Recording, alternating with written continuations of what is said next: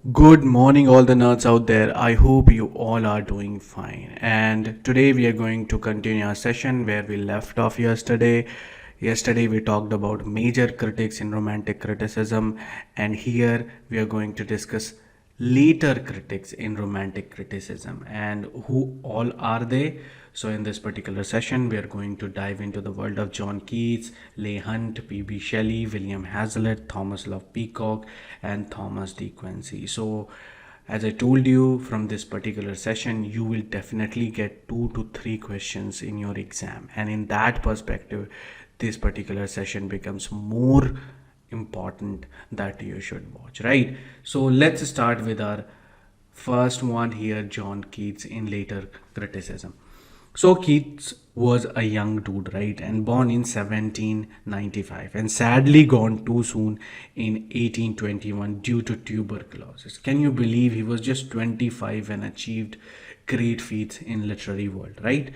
Now Keats was a part of pretty epic trio of poets. He was hanging out none other than Lord Byron and P.B. Shelley. They were all like the Avengers of the poetry world, but with quills instead of the swords, right? What made Keats stand out was his style, which was all about diving headfirst into the senses. His poems were like a sensory overload. He was all about the feels. You can see this in his famous odes where he really cranked up the sensuality. Think of them like love letters to nature. One thing Keats was a total pro at was using nature to crank up emotional volume. He'd look at flower or a nightingale and make you feel like you were in the middle of an emotional roller coaster. Now let's talk about some of his greatest hits. First here is Ode to a Nightingale, and it's like Keats and a nightingale had a jam session. And the result was the beautiful poem that dives deep into the feeling and, of course, fleeting nature of happiness. Next, we have Ode on Grecian Urn, and this one's like a time machine to ancient Greece. Keats looked at an old urn and takes us on a journey through art and time, making us think about the timeless beauty of art. Then we have got like Sleep and Poetry. Here, Keats is basically exploring the connection between dreams and creativity. It's like he's taking us on a trip through the creative process. And last but not least, on the first, looking into Chapman's Homers. So, ever had that kind of moment when you discover something amazing? That's what this poem is all about. Keats gets totally blown away by reading Chapman's translation of Homer's epic poem, and he shares the excitement with us. So, anyway, we are not here to discuss his poetry, we are here to talk about his important contribution in romantic criticism, which is his late letters, and of course a special term, negative capability. That's why we are here.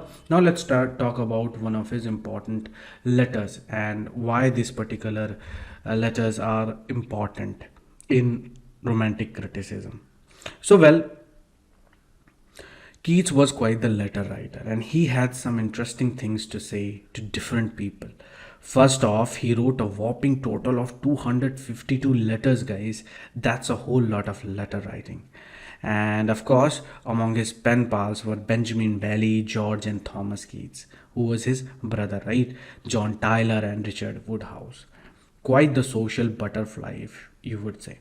But anyway, let's move to negative capability and what are these capabilities and why this particular term is most important. And basically you get this question every single time, so in that case it becomes more important, right? So now let's talk about something really special. Keats came up with this called negative capability. He only mentioned this term briefly in a private letter, but it later became public when his letters were collected. This letter was written to his brothers George and Tom on December 22nd, 1817. So that date you should remember. Remember 1817. So what is this negative capability about, right? Well, Keats borrowed a bit from Shakespeare here. He described it as the ability to be okay with uncertainties, mysteries, and doubts without desperately trying to grasp onto cold hard facts and reason. Don't worry, guys. Negative here isn't mean to be negative in a bad sense. Basically, Keats believed that great writers like Shakespeare, chase after artistic beauty even when they are surrounded by confusion and uncertainty. They don't give up artistic beauty just to have all the answers. Philosophers and poets have used this idea to talk about recognizing truths that go beyond straightforward reasoning. When Keats used the word negative, he didn't mean it in a bad way. He was trying to say that a person's potential can be defined by what they don't have or know. To be a successful writer, you have got to be a bit passive sometimes. Be willing to let things stay mysterious and doubtful. And here's the cool part: Keats believed that experiencing and intuitively appreciating beauty is super important for poets. It's even more important than anything you can figure out with reason. So, according to him, a great poet's sense of beauty beats everything else, and it can even wipe out all those other consideration with a single word. How awesome is that, right? So, this is very important, and couple of quotation that you can see here: being in uncertainties. That is the term that is associated with negative capabilities, guys. So remember all these things. Anyway, we'll just quickly move to another important figure here, as you can see over your screen, P.B. Shelley. So P.B. Shelley, who was a major player in the English romantic poetry, right? So picture this: it was late 18th and early 19th century England, a time of literary upheaval and artistic exploration, and in the midst of it all, you have got our P.B. Shelley. First off, P.B. Shelley was the bomb when it comes to romantic poetry. His words had a huge impact on the poets who came after him, like Robert Browning, Swinburne, Thomas Hardy, and W.B. Yeats. According to the great critic Harold Bloom, Shelley was not just any poet, he was a top notch craftsman, a lyric genius, and his skeptical mind was on a whole other level. Now, here's where it gets really interesting. While his poetry was highly regarded, P.B. Shelley faced some major haters during his lifetime. And you're asking why? Well, he had some radical ideas about atheism, right? And of course, about politics, and he wasn't exactly a fan of conforming to societal norms. Plus, he had to deal with family drama, health issues, and social problems. But despite all that drama, Shelley managed to crank out some of the most iconic poetry of romantic era over a mere 4 years. That's kind of a rare talent right there, right?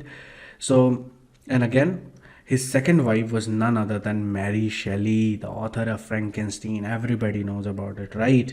So this is a kind of, power couple, if you would phrase it. Now let's talk about some of Shelley's greatest hits. Like you have got Ozymandias, which is all about the impermanence of power and glory. Then there is this Ode to the West Wind, where he's basically talking to the wind like it's his therapist. Another is To a Skylark, which is all about finding inspiration in nature. And don't forget about The Necessity of Atheism, a bold collaboration with T.J. Hogg that didn't exactly make him any friends in conservative circle, right? And another is The Mask of Anarchy, which is a political powerhouse of a poem, and the Chenji dwells into some dark, twisted family drama. These all we have discussed detail in John Keats session. Here we are only going to discuss his literary criticism, right? But anyway, let me tell you a couple of more works like Alastair or The Spirit of Solitude, which explores themes of isolation and longing. Another is Julian and Mandola, which is a poetic conversation between Shelley and his buddy Lord Byron. And Adonis is a kind of heartfelt elegy for his fellow poet John Keats. Another was Prometheus Unbound, which is an epic drama that takes on themes of revolution and freedom. Another is Hellas, which is all about the Greek War of Independence, showing Shelley's political passion. And finally, The Triumph of Life is his unfinished masterpiece that leaves us with a bit of cliffhanger. Sadly, Shelley's life was cut short by a boating accident when he was just 29 years old in 1822. But his legacy lives on through his remarkable poetry, and he continues to inspire generations of poets and thinkers, right? So that was all about P.B. Shelley's life. Let's quickly move to his important literary work, which is a defense of poetry, and that's why we are here, right? Now let's talk about. So as you can see over your screen, we have like 20-25 points that are quite important. First thing you should remember, that A Defense of Poetry was written back in 1821, and it's a fascinating piece, and we'll just break it down by all these points. So first off, Shelley's essay was a response to his buddy Thomas Love Peacock's article called The Four Ages of Poetry. So that is his inspiration, and which was published in 1820. Both of these guys were part of that romantic movement, right? Which was all about embracing emotions, nature, and the imagination.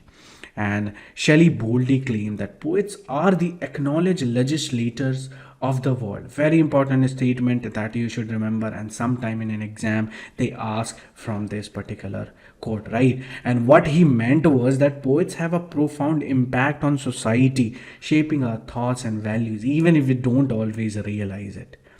Shelley believed that poetry and art had this amazing power. They awaken our minds, making us think in a new and creative ways, right? And poetry creates harmony and unity, and it helps us to appreciate beauty and truth. He thought that the invention of language itself was driven by our human desire to express things in a rhythmic and orderly way.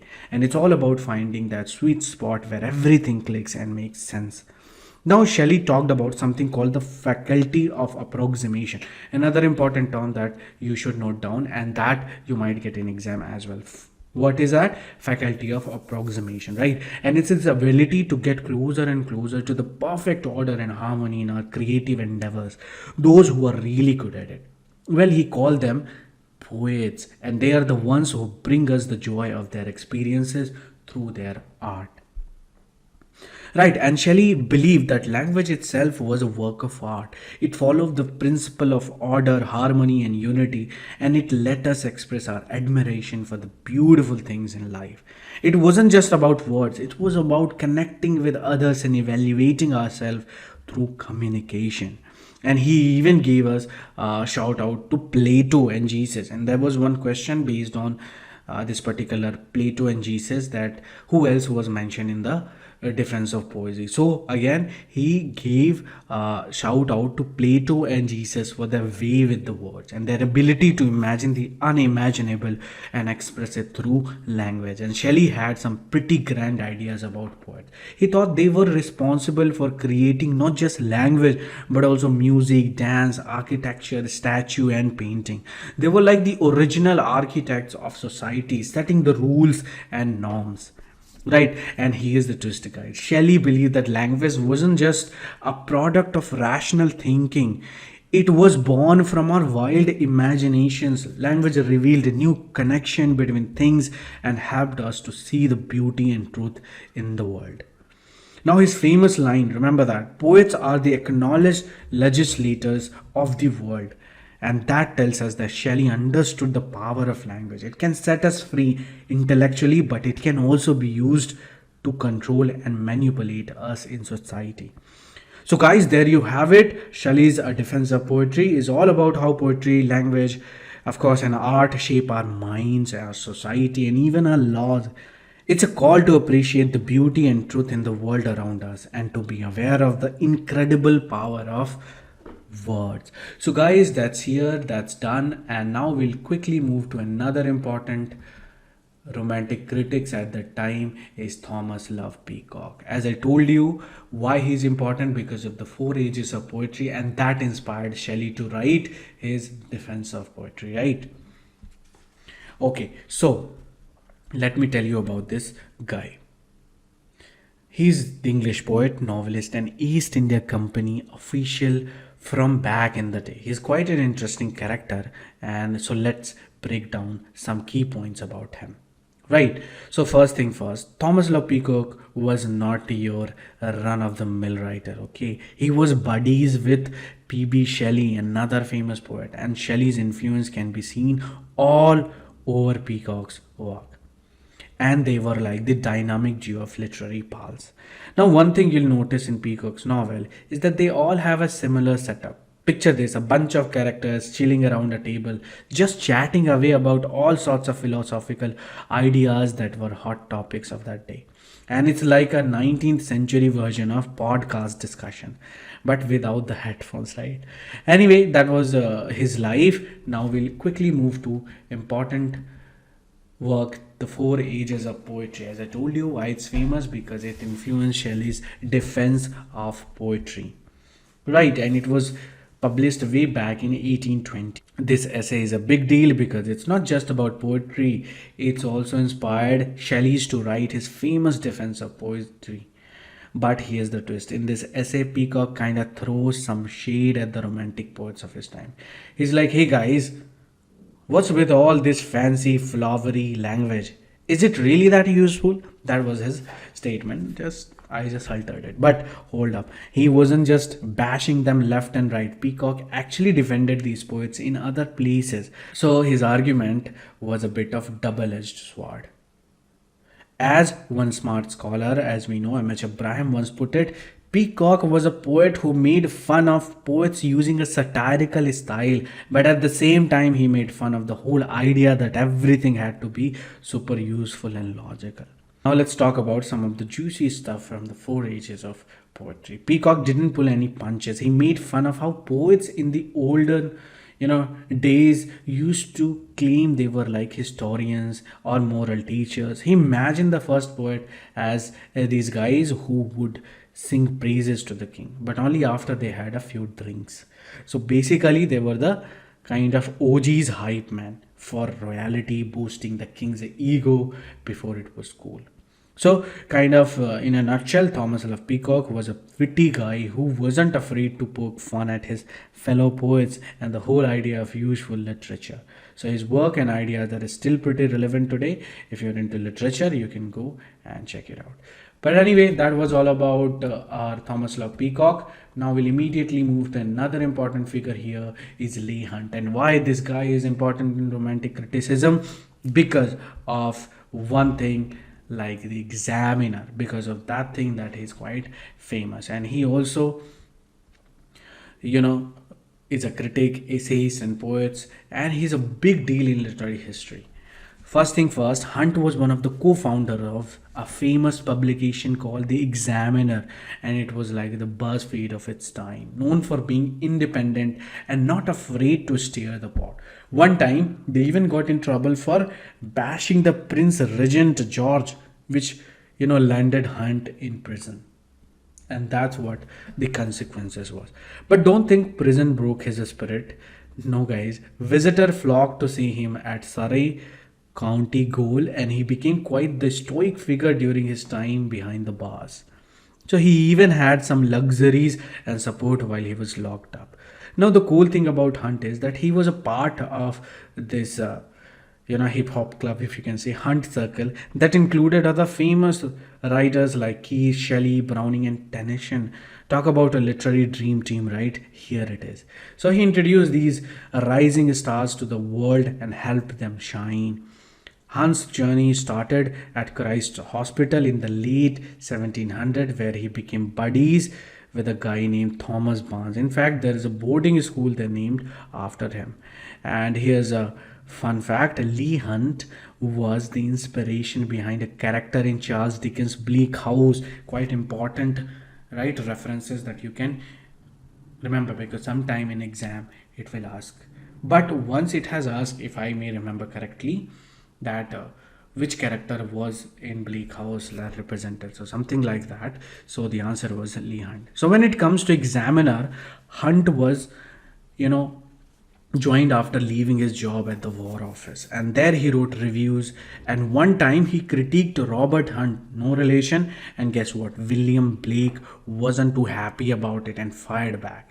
Hunt was all about essays, and he and his pal Hazlitt teamed up with a round table Their essays were a bit hit and even published in two volumes in 1870. So remember, Leigh Hunt was the man who wore many hats in the literary world, who faced prison with grace and who helped launch some of the most famous poets of his time. And he's like the rock star of the Romantic era.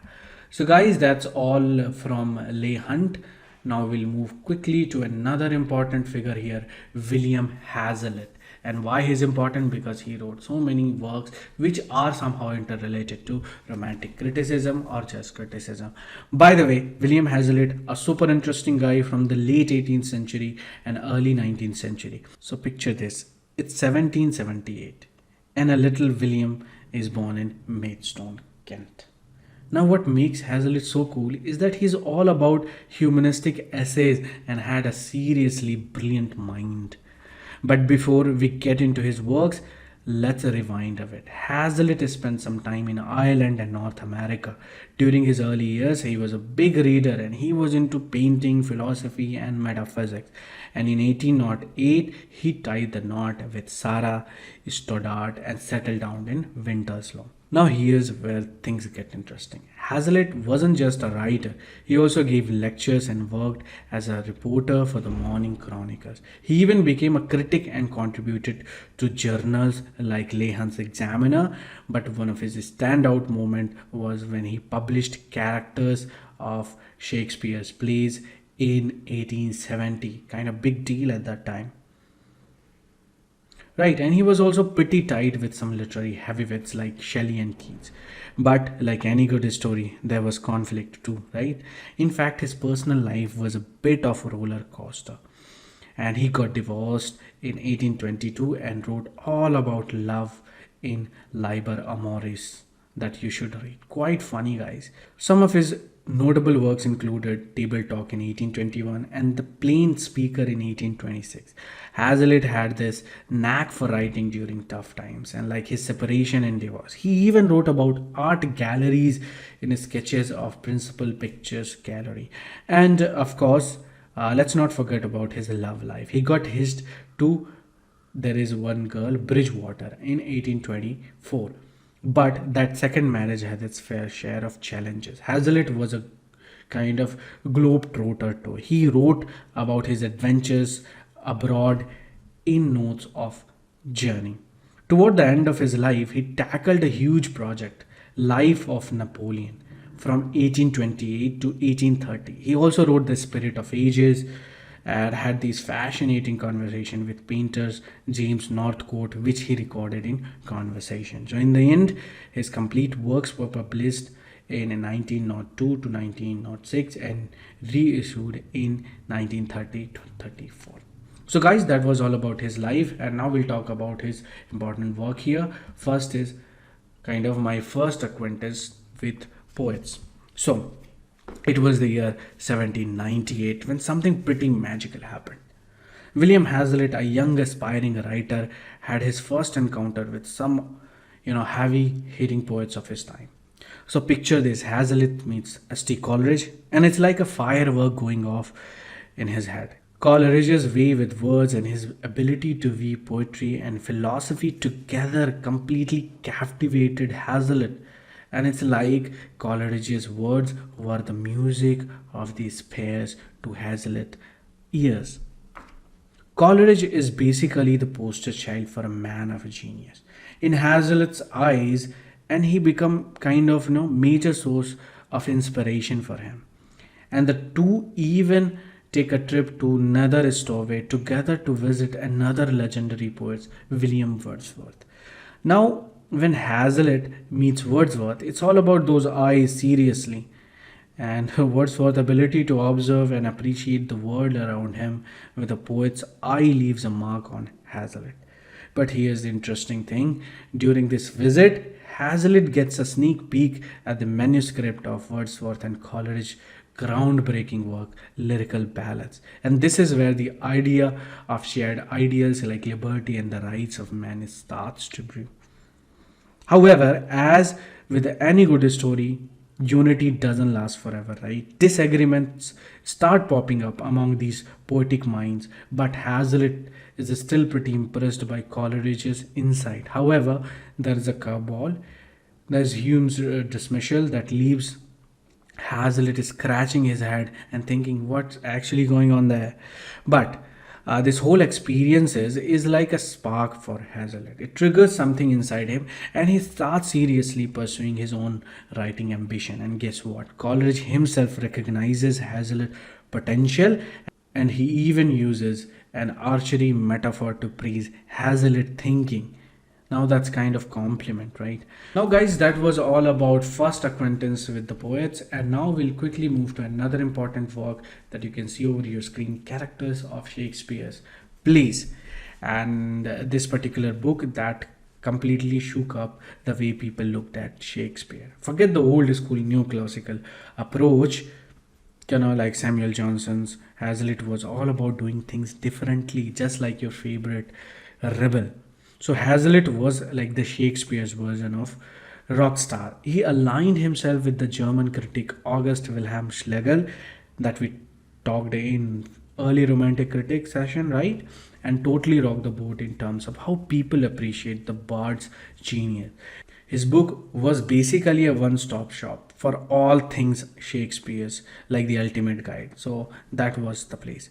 But anyway, again, here's an interesting fact that Hazlitt shifted the focus from just drama to literature as a whole. He dug deep into Shakespeare's characters and showed us just how unique and complex they were. It was like he was peeling back the layers of an onion to reveal all the juicy psychological insight that would influence critics for years to come. He didn't stop there. Hazlitt went on to examine everything from the dramatic structure to the poetry, themes, and even the mood of Shakespeare's play. And he wasn't kind of shy about dishing out praises. He was all about, Edmund Kean's performance. At first, people were loving Hazlitt's take on Shakespeare, but then some Tory magazines started, critiquing him. But guess what? He made a big comeback in the 19th century, and his ideas became super important in the world of Shakespearean criticism. In that case, this particular critic is important in romantic criticism.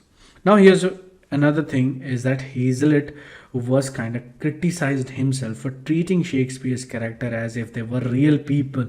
But hey, that's part of what makes his work so fascinating, right? So in the mid 20th century, there was this revival of interest in Hazlitt's insight, and folks started looking at his analysis of Shakespeare's tragedies and characters like Shylock, Falstaff, and Iago in a new light. His ideas became a valuable alternative to what Coleridge was saying about Shakespeare. In fact, Hazlitt's book is right up there with some of the best romantic critics of Shakespeare. And he's in the same league as Schlegel and Coleridge. So these guys were like the originals of Shakespearean influence. So that was all about characters of Shakespeare. And now another important stuff that you can see over your screen is Spirit of the Ages. Guys, we are talking about Spirits of the Ages, a collection of essays written by none other than our Hazlitt. So these essays had a big impact on the legendary poet P.B. Shelley and were eventually gathered up in a book titled The Spirit of Ages. Now what's cool about these essays is that they're basically like Hazlitt's personal diary of encounters with some of the most notable figure of his time. Imagine sitting down with the likes of Jeremy Bentham, the famous philosopher, and getting the inside scoop on their personalities and quirks. Now I'm not gonna lie, some critics thought the quality of these essays was a bit all over the places. But here's the interesting part, they're all interconnected. Hazlitt was no fan of overly abstract thinking, be it in a philosophy or poetry. He believed that the prevailing philosophy of his day was just too damn abstract. And when it comes to poetry, Hazlitt was all about William Wordsworth. He saw Wordsworth poetry as a perfect reflection of the era, with its inward focus and individualistic perspective. He really praised Wordsworth for that. What makes these essay work is that they are like a red-like character sketches. Each one dwells into the characteristics of these famous figures, blending philosophy, politics, and artistry into a rich tapestry of insight. And again, Hazlitt's own experiences and observation are woven into those portraits, adding depth and colors to the mix. It's like he's giving us a front row seat to the spirit of ages. Now, the reviews at the time were a mixed bag, but many folks were seriously enthusiastic. There is another work, Eclectic Review, which loved Hazlitt's artistic portrayals, while the Gentleman's Magazine couldn't get enough of his rich writing style. So, guys, now let's talk about the Round Table and Table Talk, which is the essay by Hunt and Hazlitt. So these guys were like the rock star of that time, right? When it came to writing. So picture this, it's the early 19th century. And Hunt and Hazlitt teamed up to create 52 awesome essays. And they originally wrote these essays for a newspaper called The Examiner. And they sent them to the printer as newspaper cutting. But here's the interesting fact. Publishing these bad boys was a bit of a struggle. And of course, they faced some delays and doubts from the publisher. Finally, in 1817, they managed to release the essays in 2 volumes. And guess what? The price tag was a whopping 14 shilling. But sadly, sales didn't skyrocket as they would hope for. Now, what these essays talk about? Well, they covered everything from art and literature to theatre subject. Hunt even threw in some ordinary topics for good measure, and they weren't all highbrow. They praised the simple joys of sitting by the fireside and even gave some love to washer women. How cool is that, right? So that was the round table. Another is here, as you can see over your screen, Table Talk. And fast forward a little bit, 1821, Hazlitt goes solo with Table Talk. This time he split it into 2 volumes. He delved into art, literature, and philosophy. And of course, the heavy hitters, if you ask me, Duncan Wu, a big short literary critic, had some major, praise for these essays. But let's talk about Hazlitt's journey. He started with philosophy back in 1305. And from there, he dabbled in journalism, criticism, and even gave lecture. Politics also came into play, especially after the infamous Peterloo massacre. And Hazlitt had this deep connection to Winterslow, a place in Wiltshire. He did a lot of his writing at a spot called Winterslow Hut. And get this, the second volume of Table Talk was completed somewhere near Edinburgh. Now Hazlitt's writing style was on fire, and you can see it shine in the pleasure of the painting. This essay was like a tribute to his father and explored his views on the nature of art. He got all personal when it comes to portrait painting, really laid on the emotions. And let's not forget this mastery of the familiar essay. He talked about Indian juggler and went on about greatness. But here's a kicker. The essay ends with a touching obituary recollection of John Kavanagh, a famous, fives players. And Hazlitt's work evolved big time over the years, and Table Talk and The Plain Speaker became some of his greatest hits. So guys, that was all about Table Talk, and of course about William Hazlitt. Now another important figure, as you can see in romantic criticism, is Thomas De Quincey, and this will be our last critic to discuss in late romantic criticism. Thomas De Quincey, he was quite the character. So Thomas De Quincey, born way back in 1785, and he was an essayist who was best known for his Confessions of an English Opium-Eater. But before we get into that, let's talk about his early years first. So De Quincey was a sensitive and super smart guy, which actually caused a bit of a trouble with his family. They just couldn't quite relate to his sensitivity and smarts, but that's where his unique journey began. During his life, he made an unexpected friend, Anne, who happened to be a young prostitute. Talk about an unlikely friendship right here, right?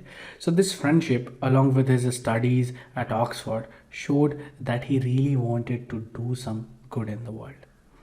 But here's where things take a wild turn. De Quincey became addicted to opium, and that became a lifelong battle for him.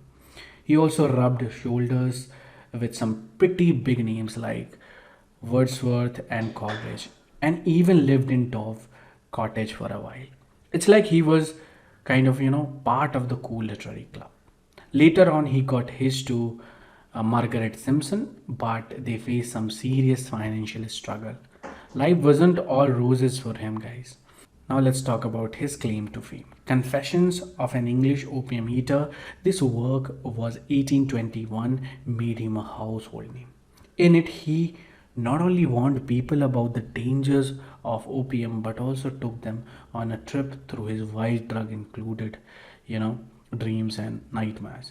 And let me tell you, his writing style was pure poetry. Seriously, it's considered a masterpiece in English literature.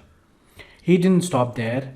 In 1856, he went back and revised Confessions, adding more of those trippy opium inspired dreams and expanding on his childhood and youth experiences. However, some folks say he got a bit too wordy with the revision. So he's also known for an essay called On the Knocking of the Gate in Macbeth. And it's one of those things you read in English class, right? So as a person, De Quincey was a bit of recluse, often retreating into his opium dreams, and he had a pretty complex life and a legacy that's mainly tied to confessions. So that was all about his life. Let's move to Confessions of an English Opium Eater. Kind of juicy piece to, it's a kind of autobiographical writing from way back in 1821. It's all about De Quincey's wild ride with addiction and how it messed with his life. So first things first, this bad boy was published anonymously in the London magazine in 1821. And it basically blew up overnight. People couldn't get enough of it. Then in 1822, it got the full book treatment, and De Quincey even revised it in 1856. Now the book is divided into two parts. Part 1 takes us through De Quincey's childhood, his emotional ups and downs, and even his runaway adventure. So think of it as the setup for the main event. Part 2, on the other hand, is where the real opium action happens. Is broken down into different sections. First, we have got the pleasure of opium, and there, De Quincey talks about the good times he had with the stuff. Then he hits us with the introduction to the pains of opium, which is like the translation into the not so good great stuff. But anyway, the pains of opium is where it gets intense. De Quincey spills the beans on some of serious, extreme opium experiences. So he kind of gets criticized for not talking enough about the downside of the addiction.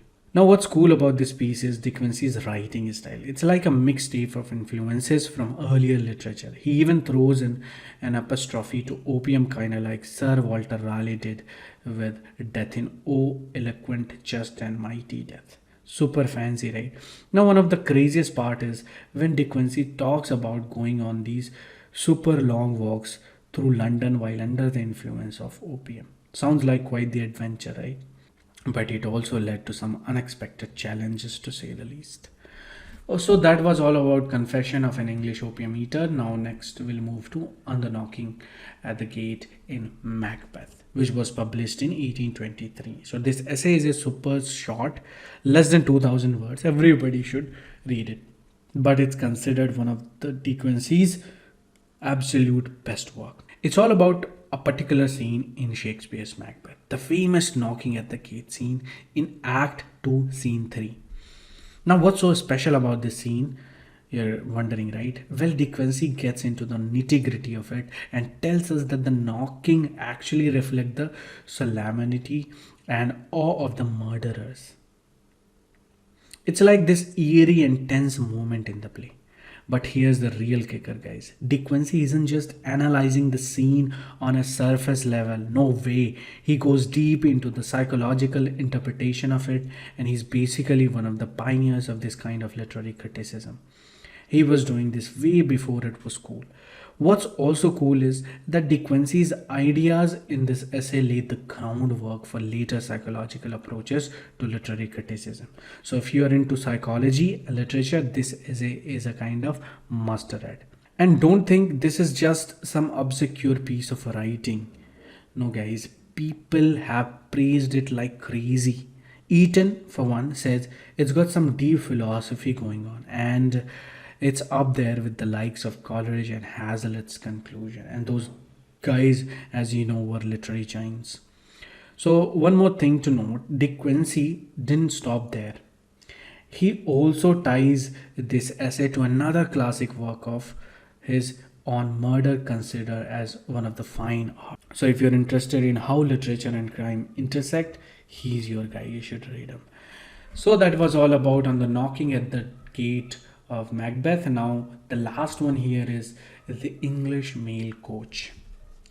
Thomas De Quincey's fascinating essay, The English Mail Coach, which he published in 1849. This essay is a three-part masterpiece that's like a roller coaster ride through the 19th century English mail coach. So let's break it down for you. In part one, De Quincey takes us on a wild journey where he's practically high on opium. Well, I would never take a journey with a kind of, stoned person. But anyway, which makes his perception a bit trippy.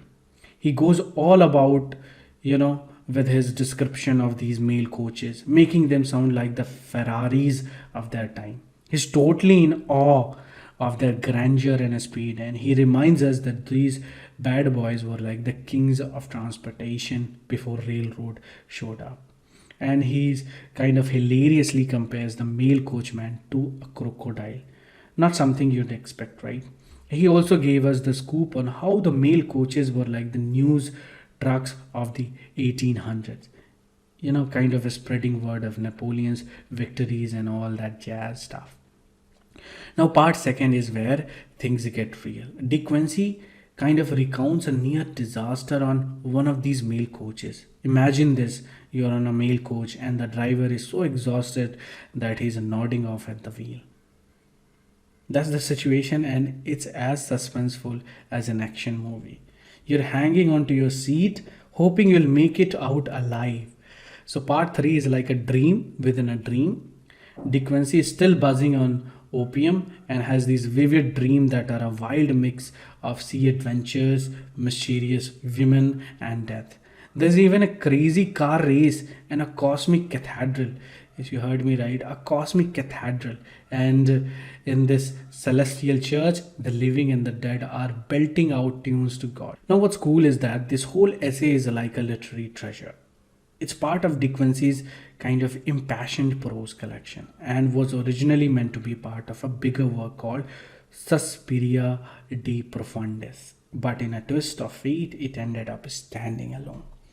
So guys, that was all about De Quincey, and I'm kind of like this guy now after talking about him, that he was all trippy and high with opium, writing all this stuff, all the crazy stuff. And of course, you should read it. Anyway, that's our end of romanticism, guys. Romantic criticism, in fact. And so remember to watch this video once again when you are approaching exam, because certainly 2 questions are coming from this particular stuff. Right, so thank you so much, and I'll see you tomorrow with neoclassical criticism or maybe Victorian criticism. Any 2 of these could happen tomorrow. So if you haven't subscribed the channel, you should. And remember, when we discuss anything here in YouTube or whatever video we make, basically we are trying to get, and all the sessions are made from PYQs. Whatever the question they have asked, we have put it there in a kind of a story way, and also our informal style, like all the nerds say, right? So this is what we do. Whatever the video we make, remember at least 1 or 2 questions definitely will come, and we are in a journey of 100 most expected topics, and this is one of the part. So anyway guys, thank you. It was fun chatting about late romantic, especially Thomas De Quincey, right? And again, I said be there tomorrow. Of course, subscribe the channel if you haven't done it yet, and I'll see you tomorrow. Bye bye, and